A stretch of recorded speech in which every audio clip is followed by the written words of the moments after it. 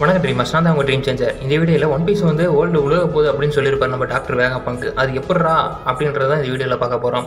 இப்போ ரீசெண்டாக ரிலீஸ் ஆன சாப்டர் 1113 வந்து வேகாபங்க் என்ன சொல்லியிருப்பாருன்னா, நம்ம ஒன் பீஸ் வேர்ல்டு வந்து முழுக போகுது, இது நான் உங்ககிட்ட சொல்ல வேண்டியது என்னோட கடமை அப்படின்ற மாதிரி சொல்லி ஒரு ட்விஸ்ட்டோடு முடிச்சிருப்பாரு நம்ம ஓடா. நம்ம வந்து வேகாபங்கோட போட் காஸ்டிங் எல்லாமே ரொம்பவே ஆவலோடு எடுத்து பார்த்துட்டு இருந்தோம். எப்போ ஒரு மாதமாக எதிர்பார்த்துட்டு இருந்தோம்னு நினைக்கிறேன். அவர் என்ன சொல்ல போகிறாரு, எதை பற்றி பேச போகிறாரு அப்படின்ற மாதிரி ஒரு ஹைப்போட வேறு இருந்தோம்.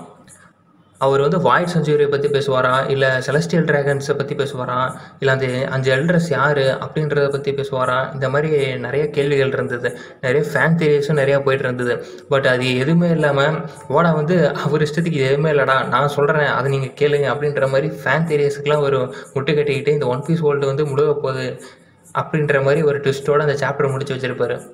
ஓகே, நம்ம வந்து இந்த ஒன் பீஸ் வேர்ல்டு வந்து எதனால் முழுக போகுது, இது யார் பண்ணுற, இது யாருனால முழுக போகுது, ஸோ இதிலிருந்து யார் யாரெல்லாம் தப்பிப்பாங்க, இதை பற்றி யார் யாருக்கெல்லாம் முன்னாடியே தெரியும், ஸோ இது வந்து ஒன் பீஸ் வேர்ல்டு முழுகாமல் என்ன பண்ணலாம் அப்படின்றது தான் வழி என்ன இருக்கோ அதை தான் நம்ம இந்த வீடியோவில் பார்க்க போகிறோம்.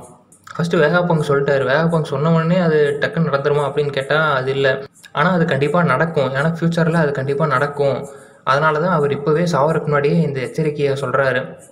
ஏன்னா யோசிச்சு பாருங்களேன், அவர் வந்து உயிரோடு இருந்திருந்தால் கண்டிப்பாக அதை வந்து இப்போ ஒன்றும் சொல்ல வேண்டியங்கிற அவசியம் இல்லை. அவர் இப்போ சாவர தரத்தில் அதை ஆக்டிவேட் பண்ணி வச்சுருப்பார். அது வந்து ஒன் பீஸ் வேர்ல்டு வந்து இப்போவே முழுகணும் அப்படின்ற மாதிரி ஒரு எமர்ஜென்சி இல்லை. ஆனால் இது வந்து ஒரு ப்ரிகாஷன் தான். அது முன்னாடியே எச்சரிச்சிட்றாரு. அதுக்காக நம்ம என்ன பண்ணிக்கணுமோ அதெல்லாம் பண்ணிக்கலாம் அப்படின்ற மாதிரி முன்னாடியே எச்சரிச்சிட்றாரு அப்படின்னு நீங்கள் வச்சுக்கலாம். ஸோ இப்போ வந்து ஒன் பீஸ் வந்து எதனால் முழுகுது அப்படின்றத ஃபஸ்ட்டு பார்ப்போம். இப்போ ஒன் பீஸ் வேர்ல்டு எடுத்துக்கிட்டிங்கன்னா வாட்டர் வந்து, அதாவது ஓசன் லெவல் வாட்டர் கண்டென்ட் எவ்வளோ இருக்குன்னா 76.5% ஃபுல்லாக வாட்டரால் தான் நிரம்பி இருக்குது ஒன் பீஸ் வேர்ல்டு. அப்புறம் ஐலாண்டு பார்த்தீங்கன்னா 2 கோடி ஐலாண்டு இருக்கலாம் அப்படின்ற மாதிரியும் மென்ஷன் பண்ணியிருக்கிறாங்க. நம்ம மார்க்கோ சொல்லியிருப்பார். அதுவும் 8.5% வந்து ஐலாண்டுகளாலும் நிரப்பப்பட்டிருக்கு. மிச்சம் அந்த சதவீதமெல்லாம் கிராண்ட் லைன்ஸு இந்த ரெட் லைனில் இதெல்லாம் இருக்குதுல்ல, அதனால் கம்ப்ளீட்டாக ஒன் பீஸ் வேர்ல்டு கிரியேட் பண்ணப்பட்டிருக்கு. இப்போ ஒன் பீஸ் வேர்ல்டு வந்து முழுக போகும்னு சொன்னார்ல, அது எப்படிங்கிறத பார்ப்போமா. ஃபஸ்ட்டு ஒன் பீஸ் வேர்ல்டு எப்படி முழுகும், ஒன்று சீ லெவல் வந்து அதிகமாகறங்காட்டி தான் ஒன் பீஸ் வேர்ல்டு முழுகும். ஃபஸ்ட்டு சீ லெவல் வந்து எப்படி அதிகமாகுது, இப்போது ஒன் பீஸ் வேர்ல்டை பொறுத்த வரைக்கும் ஒரு வருஷத்துக்கே 1 மீட்டரு சீ லெவல் வந்து கிராஜுவலி ரைஸ் ஆகுது அப்படின்ற மாதிரி சொல்லியிருக்கிறாங்க. ஸோ அதாவது இது வந்து பெருசாக எந்த ஒரு அஃபெக்டே இருக்காது. இது அப்படியே விட்டுட்டா கூட, இப்போது அந்த எலிஃபெண்ட் இருக்குதுல்ல, ஜெனுசி எலிஃபெண்ட்டு, அதோட ஹைட் எவ்வளோன்னு பார்த்தீங்கன்னா 35,000 மீட்டரு. ஒரு வருஷத்துக்கு 1 மீட்டர்னா அது 35,000 வருஷம் இந்த மாதிரி கிராஜுவலாக இன்க்ரீஸ் ஆகிட்டு வரும். அப்படின்னா 35,000 வருஷம் கழிச்சு தான் மேபி அந்த எலிஃபெண்ட்டு முழுகிற அளவுக்கு அந்த ஓசன் லெவலில் இன்க்ரீஸ் ஆகும். இப்போ ஃபஸ்ட்டு எதனால் சீ லெவல் வந்து இன்க்ரீஸ் ஆகுது, நார்மலாக சீ லெவல் எப்படி இன்க்ரீஸ் ஆகும், நம்ம ஒரு பனிக்கட்டி ஐஸ்லாண்டே இருக்குதுன்னு வச்சுக்கோங்க, பனிக்கட்டிலாம் குளோபல் வார்மிங் தாங்காமல் அது மெல்ட் ஆகி உருகிறங்காட்டி வாட்டர் லெவல் வந்து இன்க்ரீஸ் ஆகும்.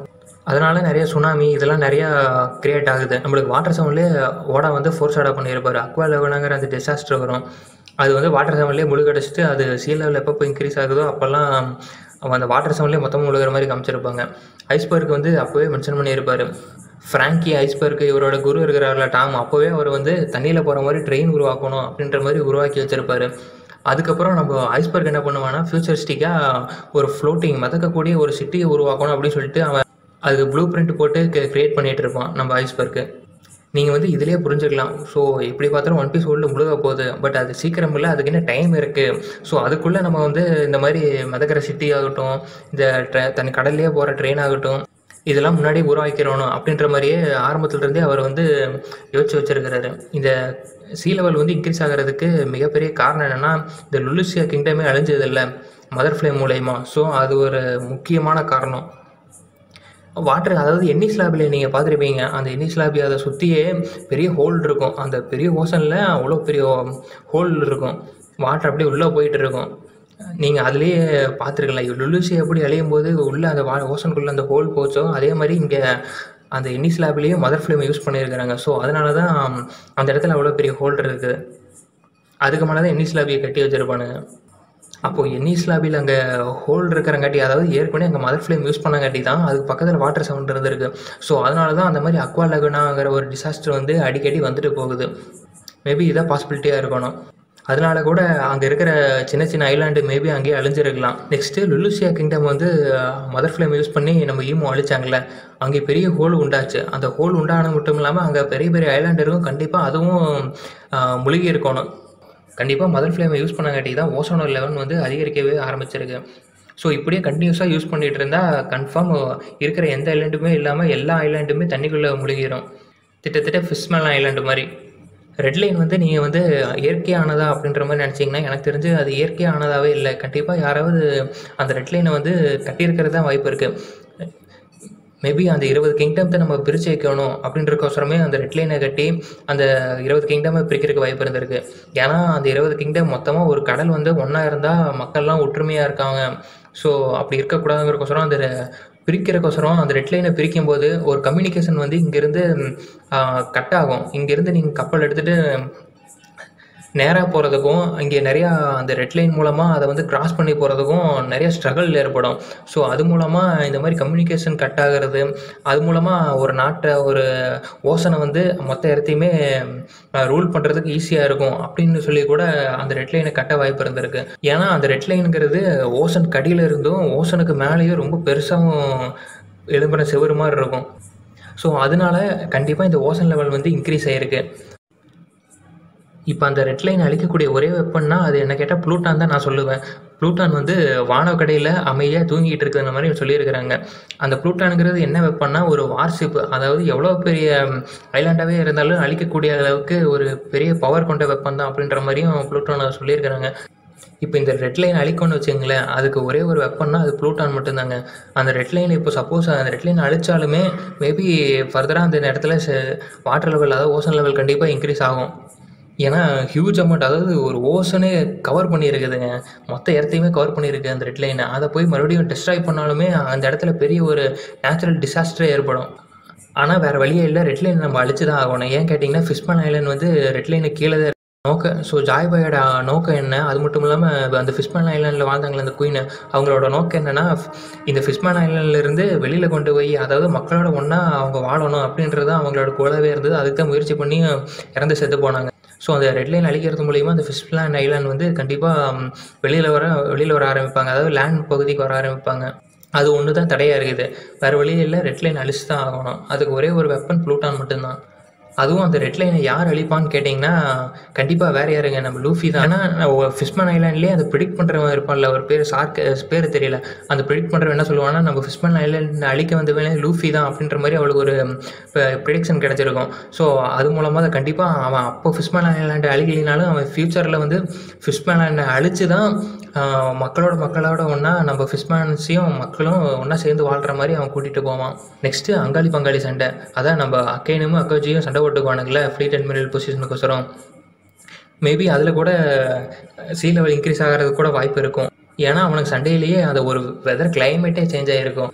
எவ்வளோ பச்சை பசுமையாக இருந்த ஐலாண்டை அப்படி மாற்றி வச்சுருப்பானுங்க. மேபி அதனால் கூட வெதர் சேஞ்சிங் அங்கே நடந்திருக்கு, வெதர் கிளைமேட்லாம் நடந்திருக்கு. ஸோ அதனால் கூட வாட்டர் லெவல் இன்க்ரீஸ் ஆகவும் வாய்ப்பு இருந்திருக்கு. அதாவது நார்மலாக இவ்வளோ இருந்த வாட்டர் லெவலில் இன்னும் கொஞ்சம் எழுப்பி விட்ருப்பானுங்கன்னு வச்சுக்கோங்களேன். ஒயிட் பீடு வந்து மரைன் ஃபாலில் வந்து அவரோட டெவில் ஃப்ரூட்டை யூஸ் பண்ணி மொத்த கடலையுமே நாளாக பிளந்துருப்பார். ஸோ அதுவும் ஒரு ரீசன். அது மட்டும் இல்லாமல் இந்த மாதிரி கடலில் நிறையா போர் பண்ணுறதாகட்டும், இதெல்லாம் சின்ன சின்ன ரீசன். அதாவது பட்டர்ஃப்ளை எஃபெக்ட் மாதிரி தாங்க. இந்த மாதிரி சின்னதாக நம்ம இயற்கையை வந்து சீண்டும் போது அது வந்து கடைசியில் பெருசாக வந்து கொடுக்கறதான். மேபி இது வந்து ஒன் பீஸ் வேர்ல்டு வந்து கண்டிப்பாக முழு அடிக்காது தான், இது வந்து பெரிய எஃபெக்ட் பண்ணதான். பட் இந்த ஏன்ஷியன்ட் வெப்பன்ஸ் இருக்குதுல்ல, நம்ம ஈவும் வந்து லுலுசியாவை அழிச்சதாகட்டும் மதர் ஃப்ளேம் யூஸ் பண்ணி, இந்த மாதிரி பெருசாக ஏதாவது நடக்கும்போது தான் அது கண்டிப்பாக ஒன் பீஸ் வேர்ல்டுக்கு மிகப்பெரிய டேஞ்சரே. இந்த மாதிரி அந்த வெப்பனை கண்டினியூஸாக யூஸ் பண்ணும்போது கன்ஃபார்ம் அது சீக்கிரமே ஒன் பீஸ் வேர்ல்டை வந்து அழிச்சிரும்.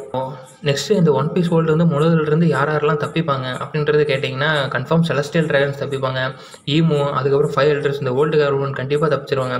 ஏன்னா அவனுக்கு தான் ரெட் லைனில் போய் சேஃபாக வீடு கட்டி உட்காந்துக்கிட்டானுங்க, எந்த பிரச்சனையுமே வராது அவனுங்களுக்கு. அவனுக்கு முன்னாடி இதெல்லாம் நடக்கும் தெரிஞ்சு தான் அந்த மாதிரி ரெட் லைனில் வந்து பேலஸ் கட்டி ஜாலியாக இருக்கிறானுங்க. 20 கிங்டமும் ஒன்றா சேர்ந்து ஒரு வேர்ல்டு கவர்மெண்ட் உருவாக்கும் போதே தெரிஞ்சது அந்த 20 கிங்டம் மட்டும் அழகாக என்ன டிசாஸ்டர் வந்தாலும் நம்ம சேஃபாக இருந்துக்கலாம் அப்படின்னு சொல்லிட்டு அந்த ரெட் லைனில் வந்து ஜாலியாக வாழலாம் அப்படின்ற மாதிரி பிளான் பண்ணியிருக்கிறானுங்க. ஆனால் இது கண்டிப்பாக டெவில் ஃப்ரூட் யூசர்ஸ்க்குலாம் ஒரு பெரிய ஆப்பு தான். அவனுக்கு யாராலையுமே இதிலிருந்து தப்பிக்கவே முடியாது. அதாவது டெவில் ஃப்ரூட் யூசர்ஸுக்கு கடல் தான் பிரச்சனையே. அது ஒன்று தான் வீக்னஸ்ஸு. பட் அதுவே இவங்களுக்கு ஆப்போசிட்டாக வரும்போது டெவில் ஃப்ரூட் யூசர்ஸ் யாராலையுமே உயிர் வாழ முடியாது. சப்போஸ் இந்த ஒன் பீஸ் வேர்ல்டு வந்து கடலுக்குள்ளே முழுதுன்னு வச்சுங்களேன், அந்த எல்லா டெவில் ஃப்ரூட் யூசர்ஸுமே இறந்துட்டாங்கன்னு வச்சுங்களேன், திருப்பி அந்த அத்தனை டெவில் ஃப்ரூட் யூசர்ஸுமே எங்கே இன்கார்னேஷன் ஆகும், எப்படி அது திருப்பி வரும்? எனக்குவே கொஞ்சம் க்யூரியாசிட்டியாக இருக்குதுல்ல. சரி, ஓகே, நம்ம அதுக்குள்ளே போக தேவையில்லை. ஓகே, ஃபஸ்ட்டு வந்து செலஸ்டியல் ட்ராகன்ஸ் தப்பிப்பாங்க, அது தெளிவாக தெரிஞ்சு போச்சு. நெக்ஸ்ட்டு ரேலி வந்து என்ன பண்ணுவார்னா, ஷிப்ஸுக்கு வந்து கோட் போடுவார், பபுள் கோட்டு. ஸோ அது மூலமாக அந்த பபுள் கோட் போட்டு மூலமா நம்ம பைரட்ஸ் இவனுங்களாம் தப்பிக்க வாய்ப்பு இருக்குது. சாங்ஸ் தெளிவான ஆளுங்க, அவனோட க்ரூவில் வந்து டெவில் ஃப்ரூட் யூசர்ஸ் யாருமே இல்லை. ஸோ அதனால் அது உலகமே முழுங்கினாலும் அவனுக்கு எப்படியோ தப்பிச்சிருவானுங்க அவனுக்கு க்ரூ. பாவம் நம்ம ஸ்ட்ராகட் குரூப் தான் 4 டெவில் ஃப்ரூட் யூசர்ஸ் வேறு இருக்கிறானுங்க. பட் எப்படியோ பபுள் கோட்டை வச்சு தப்பிச்சிருவானுங்க வச்சுங்களேன். நெக்ஸ்ட் இந்த ஒன் பீஸ் வேர்ல்டு வெளியிருக்கு முன்னாடி ஐஸ்பர்க் சொன்ன மாதிரி எப்படியாவது அவன் ஃப்ளோட்டிங் சிட்டி அதை உருவாக்கிட்டானா கண்டிப்பாக அதை வச்சு மக்களை எல்லாம் ஒன்று திரட்டி அந்த சிட்டிக்குள்ளே வர வைக்கிற மாதிரி அப்போது அதை வச்சு காப்பாற்றலாம். அந்த ட்ரெயினை யூஸ் பண்ணி எல்லா ஐலாண்டுக்கும் போய், அதாவது முன்னாடியே அந்த ஐலாண்ட்லாம் முழுக போகுதுன்னா அந்த ட்ரெயினை யூஸ் பண்ணி போய் கூட்டிகிட்டு வந்து அந்த ஃப்ளோட்டிங் சிட்டியில் வந்து வச்சு காப்பாற்றுற மாதிரி கூட இருக்கலாம். அதுக்கப்புறம் கோல்டி ராஜர் பைரட்டு டாக்டர் இருக்கார்ல நம்ம குரோக்கஸ், அவர் வந்து என்ன பண்ணுவார், வேலில் தானே வாழ்ந்துட்டு இருப்பார். ஸோ அவருக்கெல்லாம் எந்த பிரச்சனையுமே இல்லை, அவர் ஜாலியாக வாழ்ந்துட்டு இருப்பார். ஸோ இதெல்லாம் அப்போவே ஓடா வந்து ஃபோர் ஸ்டார்டிங் பண்ணியிருக்காரு, நம்மளுக்கு இப்போ தான் தெரியுது. அது மட்டும் இல்லாமல் கோல்டி ராஜர் வந்து ரேலியை மீட் பண்ண போவார். இப்போ ஃபஸ்ட் டைம் மீட் பண்ணும்போது என்ன சொல்லுவார்னா, இந்த உலகத்தை அப்சைட் டவுனாக மாற்றலாம் அப்படின்னு சொல்லுவார். அப்போ புரியல, இப்போ தாங்க புரியுது. பட் ஆனால் அது அவர் பண்ணல, அப்சைட் டவுனும் அவர் மாற்றலை. நெக்ஸ்ட்டு இதை பற்றி தெரிஞ்சவங்கலாம் யாருன்னு பார்த்தீங்கன்னா, எனக்கு கண்டிப்பாக ஓல்டு கவர்மெண்ட் அவனுக்கு பிளான் பண்ணி தான் அதெல்லாம் பண்ணியிருக்கிறானுங்க. ஸோ ஓல்டு கவர்மெண்ட் அந்த ஈமோ, கோரஸு, செலஸ்டியல் ட்ராகன் இவங்களுக்கு எல்லாமே இது நடக்கும்னு தெரிஞ்சிருக்கு. அது மட்டும் இல்லாமல் சாங்ஸுக்கும் இப்போ தெரிஞ்சிருக்கும்னு நினைக்கிறேன். ஏன்னா அவனோட க்ரூவில் தான் எந்த டெவில் ஃப்ரூட் யூசர்ஸுமே இல்லையே. அது மட்டும் இல்லாமல் அவனுக்கு ஒன் பீஸ் எங்கே இருக்குன்னு தெரியும். ஆனால் இது வரைக்கும் அவன் வந்து டைம் வரட்டும் காத்திருக்கலாம், நேரம் வரட்டும் காத்திருக்கலாம்னு சொல்லிட்டு அவன் டைம் அதுக்காகவே காத்திருந்துருக்கான் போல். அது மட்டும் இல்லாமல் அவன் ஃபஸ்ட்டு ஒயிட் பீடு கூட போய் சண்டை போட போவான்ல, அவனோட ஷிப்புக்கே போய் தண்ணி குடிச்சிட்டு அதுக்கப்புறம் கிளாஸ் நடக்கும்ல, ஃபஸ்ட் டைம் கிளாஸு. அதில் என்ன பண்ணுவான்னா, மார்க்கோ ஃபஸ்ட் டைம் மீட் பண்ணும்போது இந்த மாதிரி சொல்லுவான், நீ என் க்ரூவில் வந்து ஜாயின் பண்ணிக்கிறியா அப்படின்ற மாதிரி. சும்மா சரி ஃபண்டுக்காக தான் சொல்கிறான்னு வச்சுங்களேன். அதேமாதிரி வானோ கண்ட்ரிலையும் சொல்லுவோம், வானவர்களையும் மார்க்கோ வந்து கிளம்பி போகும்போது, நீ என்ன க்ரூவில் வந்து ஜாயின் பண்ணிக்கிறியா மார்க்கோ அப்படின்ற மாதிரி தமாசா கேட்பான். வாய்ப்பே இல்லைடா அப்படி போடா அப்படின்ட்டு மார்க்கோவும் கிளம்பி போயிடுவார். ஏன் அவன் வந்து ஒரு டெவில் ஃப்ரூட் யூஸரை வந்து க்ரூவில் சேர்த்திக்கிறதுக்காக அவன் ஆசைப்பட்றான். அது மட்டும் இல்லாமல் மார்க்கோ வந்து ஒரு பறக்கக்கூடிய ஆள் தான். மேபி அவனோட பறக்கக்கூடிய ஆள் வந்து தேவைப்படுதோ என்ன அவன் க்ரூக்கு. ஏன்னா சும்மா வந்து சாங்ஸ் வந்து எதுவுமே கேட்க மாட்டான். அது மட்டும் இல்லாமல் ஓடா வந்து இதெல்லாம் சும்மா ஃபண்ணுக்காக தான் வைக்கிறாரு அப்படின்னு நினைக்கிற ஆள் நம்ம கிடையாது. சின்ன விஷயமா இருந்தால் கூட அது பெரிய பின்னாடி அது ஃபோர்ஸ் அடையுங்க நம்மளுக்கு தெரியும். பெருசாக பின்னாடி ஏதாவது பண்ணுவார். ஸோ மார்க்கோவோட உதவி வந்து சாங்ஸுக்கு தேவைன்னு நினைக்கிறேன். அதனால தான் அவன் 2 டைம் க்ரூவில் ஜாயின் பண்ணிக்கிறேன் அப்படின்ற மாதிரி கேட்குறான். நெக்ஸ்ட்டு கோல்டி ராஜர் க்ரூவிலையுமே எந்த ஒரு டெவில் ஃப்ரூட் யூசர்ஸும் இருக்க மாட்டாங்க. பட் பக்கியை தவிர, பக்கி வந்து அவன் 6 வருடத்தில் சாப்பிட்ருப்பான். அதுவும் சாங்ஸால் தான் சாப்பிட்ருப்பான்னு வச்சுங்களேன். அதுக்கப்புறம் அவனுக்கு வந்து ஒன் பீஸை கண்டுபிடிக்க நெருங்கின நேரத்தில் பக்கியால் முடியாது, உடம்பு சரியில்லாமல் போயிடும். ஸோ அவனை விட்டுட்டு தான் போவாங்க. மேபி அதுக்கு என்ன அர்த்தம், அதாவது அந்த ஐலாண்டு கடைசி ஐலாண்டு வந்து டெவில் ஃப்ரூட் யூசர்ஸ் அலோவ் பண்ணலையா, அந்த கடல் வந்து ஒத்துக்கலையா என்னன்றது ரீசன் தெரியல. நெக்ஸ்ட் அடுத்த பிளான் என்னென்னு கேட்டிங்கன்னா, கண்டிப்பாக அந்த ரெட் லைனை வந்து டெஸ்ட்ராய் பண்ணுவாங்க. டெஸ்ட்ராய் பண்ணி ஃபிஷ்மேன் ஐலாண்டை வந்து லேண்டுக்கு கொண்டு வருவாங்கன்னு வச்சுங்க. அதே மாதிரி லூஃபி வந்து கீர் 5 இருந்து கீர் 6க்கு அச்சீவ் ஆனாலும் ஆகலாம். கீர் 6ல் வந்து லூஃபி வந்து ஓஷனில் ஸ்விம் பண்ணுற அபிலிட்டி வந்தாலும் வரலாம், யார் கண்டா. லூஃபி கீர் 6 அச்சீவ் பண்ணும்போது லூஃபிக்கு வந்து ஸ்விம் பண்ணுற அபிலிட்டி வந்தாலும் வரலாம். இல்லை கடலுக்குள்ளே போயிட்டு வர மாதிரி ஏதோ ஒன்று அவனை சுற்றி சீல்டு இருக்கிற மாதிரியா, அந்த மாதிரி ஏதோ ஒரு ஓஷனுக்குள்ளே விழுந்தாலே அவனுக்கு எதுவும் பிரச்சனை வராத மாதிரி ஒரு எபிலிட்டி கூட இருந்தாலும் ஓட கொடுக்குற கூட வாய்ப்பு இருக்குது. சும்மா ஒரு கெஸ்ஸிங் தான், நடக்கலாம் நடக்காமையும் போகலாம். நெக்ஸ்ட்டு அந்த ஈமோ வந்து மதர் ஃப்ளேம் யூஸ் பண்ணி அந்த லுலுசியாவே அழிச்சாங்களே. ஸோ அந்த மதர் ஃப்ளேம் தான் யுரேனஸா. ஏன்னா அந்த மதர் ஃப்ளேம் எப்படி வந்து அது லுலுசியாவே அழைச்சதுன்னா, அது ஒரு பெரிய ஆஸ்ட்ராய்ட்ஸ்லாம் வந்து விழுகும்ல, ஆஸ்ட்ராய்ட்ஸ்லாம் ஒன்று ஒன்றா வந்து பாறையில் வேகமாக தீக்குளமாட்ட வந்து விழுந்து அந்த மாதிரி தான். அது ஏதாவது ஒரு பெரிய பிளாஸ்ட் கன் இருக்குது, அதில் வச்சு டொப்பு டொப்புன்னு சுடுவான், தீயாட்ட போய் பாயும்ல, அந்த மாதிரி தான். இப்போ வந்து நிறையா ஏலியன் படம்லாம் பார்த்துருப்பீங்க, பெரிய வார்ஷிப்பில் வந்து ஏம் பண்ணி சுடுவாங்க, லேசராட்டை வந்து பொட்டுன்னு சுடும், அந்த லேண்டே டெஸ்ட்ராய் பண்ணும். எனக்கு தெரிஞ்சு அந்த யுரேனஸுங்கிறது ஒரு வார்ஷிப். மேலே மிதக்கக்கூடிய ஒரு ஸ்பேஸிப்பாக கூட இருக்கலாம். ஸோ அதை யூஸ் பண்ணி தான் நம்ம ஈமுவும் அந்த ஈமு என்ன பண்ணுவாங்கன்னா அந்த மேப்பை தொடுவாங்க. ஸோ இதான் லுலிசியாவா, இங்கே இதை தொடு, இதை அழியட்டும் அப்படின்னு சொல்லி தொடுவாங்க. அந்த லுலிசியாவே தரமட்டமாக அழிஞ்சிடும். அது இருந்து அடையாளமே தெரியாத மாதிரி அழிஞ்சிடும். ஆனால் அது அது இருந்ததுக்கான அடையாளமே தெரிஞ்சிருக்காது அந்த கண்ட்ரி. பட் அது அந்த வெப்பன் யூஸ் பண்ணதுக்கான அடையாளம் தெரியும். மேபி அந்த யுரேனஸுங்கிறது வார்ஷிப்பாக கூட இருக்கலாம். ஏன் அப்படி சொல்கிறேன்னா, எனல் ஸ்கைபி ஆர்க்கில் வில்லனாக வந்தான்ல, அவன் வந்து ஆர்க் மேக்ஸிமன்ற ஷிப்பை யூஸ் பண்ணி தான் போயிட்டுருப்பான். அவனோட ஷிப்பு அதான் அவனோட ஷிப் வார்ஷிப்பு, பறக்கக்கூடிய வார்ஷிப்பு. மேபி ஈமுக்கும் அந்த எனலுக்கும் லிங்க் இருக்கலாம். இந்த மாதிரி ஒரு ஐலாண்ட் அழிக்கணும்னா எனலுக்கு சிக்னலை பாஸ் பண்ணி இந்த யுரேனஸ் மூலயமா அழிக்கிறதுக்கு வாய்ப்பு இருக்கலாம். இப்போதைக்கு ஈமுக்கிட்ட தான் அந்த யுரேனஸ் ஏன்ஷியன்ட் வெப்பன் இருக்குதுன்னு வச்சுங்களேன். கன்ஃபார்ம் எனக்கு தெரிஞ்சு அவங்க ஈமுக்கிட்ட தான் இருக்கல. அந்த 3 ஏன்ஷியன்ட் வெப்பனை பற்றியும் நம்ம ஸ்ட்ரா ஸ்க்ரூட்ஸில் ஆளுக்கு ஒருத்தருக்கு நல்லா தெரியும். இப்போ வந்து பொசைடனாக இருக்கட்டும், அது யார், ஃபிஷர்மேன் ஐலாண்டில் சிறுவசி தான் இருக்கிறாங்க. ஸோ ஜிம்பே ஃபிஷ்மேன் ஐலாண்ட் தானே சேர்ந்தவன், அவனும் ஒரு ஃபிஷர்மேன் தானே. ஸோ அவனோட கியூயிங் தான் சிறகோசி. So straight link. அது மட்டும் இல்லை ஃபிஷர்மேனோட எம்பரர் வந்து நம்ம லூஃபி தான். நெக்ஸ்ட்டு ப்ளூட்டானை பற்றி ஃப்ராங்கிக்கு நல்லாவே தெரியும். அதோட ப்ளூ பிரிண்ட், அந்த வார்ஷிப்போட ப்ளூ பிரிண்ட்டே அவங்ககிட்ட தான் இருந்தது. அவன் கிழிச்சும் போட்டுட்டான். ஸோ அதோட டிசைன் எல்லாமே அவனுக்கு தெரியும். அவன் நினச்சாலும் இன்னொன்று உருவாக்கலாம். நெக்ஸ்ட்டு யுரேனஸுங்கிறது என்ன, அது வந்து பார்க்கவே ஒரு வெதர் பினாமினலாக, அது வந்து ஒரு நேச்சுரல், அதாவது எப்படி வானத்திலிருந்து அழிக்கக்கூடியதாக இருக்குது. ஆனால் நம்ம கிளைமேட்டிக் சேஞ்ச் இந்த மாதிரி சம்மந்தப்பட்டதாக இருக்குது. அதை பற்றி நம்ம ஷார்ட் குரூவில் யாருக்கு தெரியும்னா நாமிக்கு தான் நல்லா தெரியும். ஸோ மேபி யுரேனஸ் பற்றி நாமிக்கு தெரிஞ்ச வாய்ப்பு இருக்கலாம். அதாவது தெரியாது, மேபி கண்ட்ரோல் பண்ணுற அளவுக்கு வாய்ப்பு இருக்கலாம், நாமிக்கு திறமை இருக்கலாம். ஏன்னா நாமிக்கிட்ட தானே அந்த பிக் மாமோட ஜியூசி அவங்களாம் இருக்கிறாங்க. ஸோ அதனால் மேபி யுரேனஸை கண்ட்ரோல் பண்ணுற அளவுக்கு இவளுக்கு திறமை இருக்கலாம். ஓகே ட்ரீமர்ஸ், இதுதான் என்னோடய தியரி. ஜஸ்ட்டு இது எனக்கு தோணுச்சு, இந்த மாதிரி நடக்கலாமா, இந்த மாதிரி தான் நடக்கும் அப்படின்ற மாதிரி எனக்கு தோணுச்சு. அதை நான் உங்கள்கிட்ட வந்து எக்ஸ்பிளைன் பண்ண வந்தேன். ஸோ அவ்வளோதான் ட்ரீமர்ஸ். உங்களுக்கு ஏதாவது இந்த மாதிரி தியரி ஏதாவது ரிலேட்டபிளாக தோணுச்சாலோ, இல்லை நீங்கள் ஏதாவது புதுசாக உங்களுக்கு ஏதாவது மாதிரி இப்படியும் நடக்கலாம் அப்படின்ற மாதிரி வாய்ப்பு இருந்தாலும் நீங்கள் கமெண்ட்டில் கீழே தெரிவிங்க. முக்கியமாக நம்ம சேனலுக்கு சப்ஸ்கிரைப் பண்ணிங்க. இது மாதிரி நிறையா ஒன் பீஸை பற்றி தியரி வீடியோஸு, மார்வல், டிசி இதை பற்றி நிறையா போடுற கன்யூஸாக